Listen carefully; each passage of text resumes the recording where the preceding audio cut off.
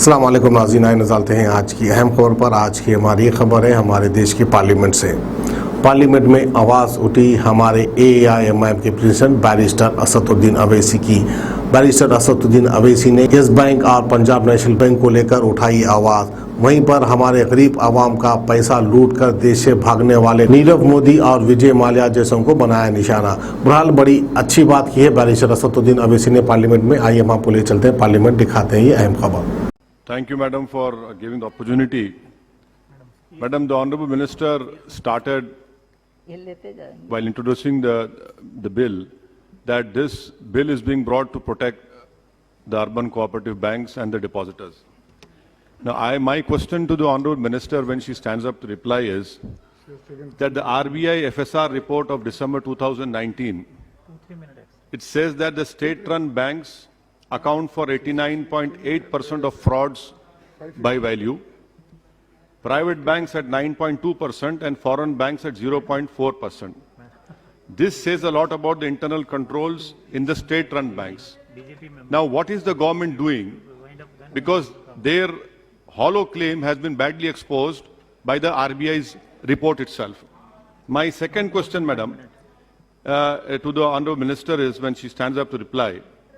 The PNB bank was hit with 20,000 crore, and we know Mr.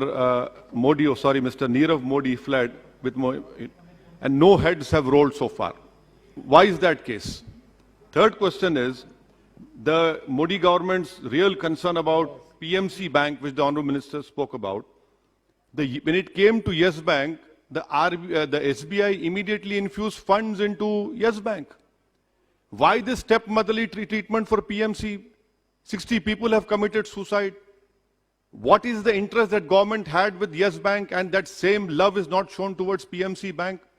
And what kind of administrator is working in PMC Bank from last 1 year?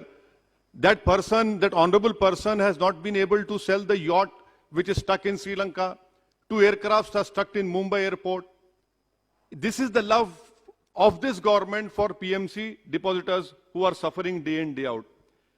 Sir, my third question is about this. In this bill, it talks about issue of equity, preference or special shares by way of public's issue and private placement. Are you trying to say that now SEBI will interfere in it?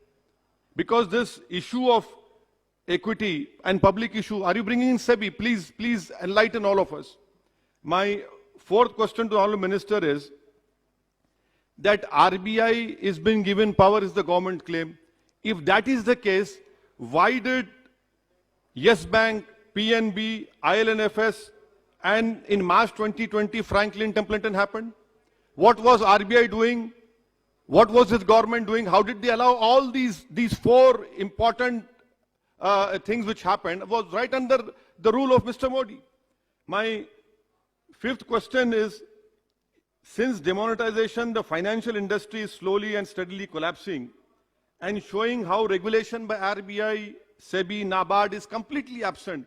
So the way banks are now suffering, I feel one of the reasons is because of this unplanned Tughlaq-like decision of demonetization. Madam, sir, my sixth question is, this frauds reported by banks, which I said in the first point, about 1 lakh and above fraud has increased by 28%. Who's responsible for this? May I request the government that Bank of Maharashtra, my colleague Mr. Imtiaz Jalil, MP for Aurangabad, is right when he told me that Bank of Maharashtra should not be privatized because it is running in profit. The government should not do it.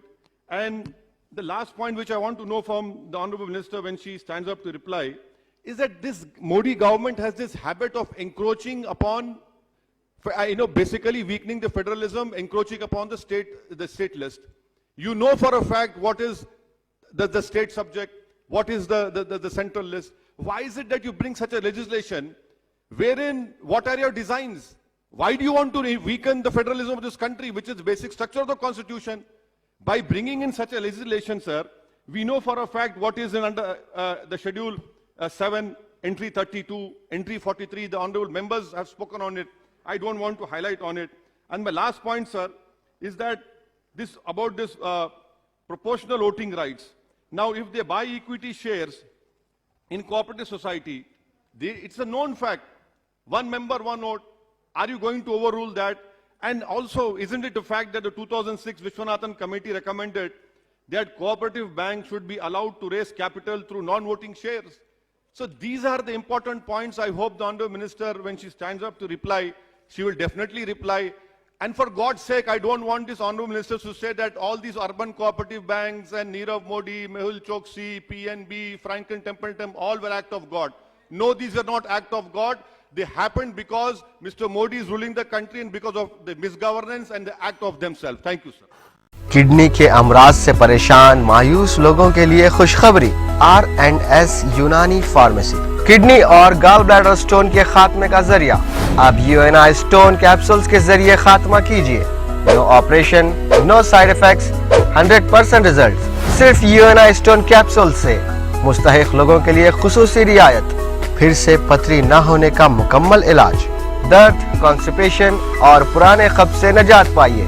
आज ही तशरीफ लाएं। R&S यूनानी pharmacy, first floor, syndicate bank, Bahadurpura x road, Hyderabad. Contact 9703 939 436 9063 383760।